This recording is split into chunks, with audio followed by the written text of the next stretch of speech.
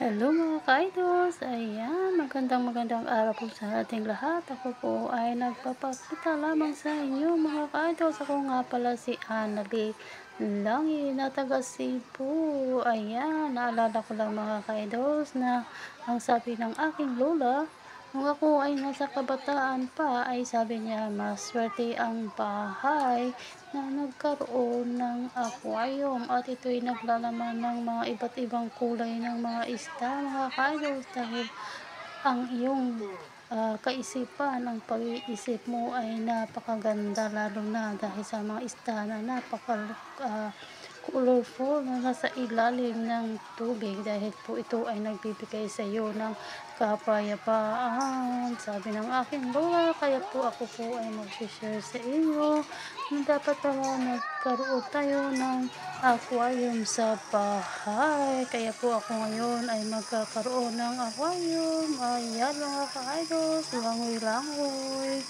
Thank you for watching and don't forget to subscribe kung ikaw po ay bago sa aking YouTube. See you next time. Bye!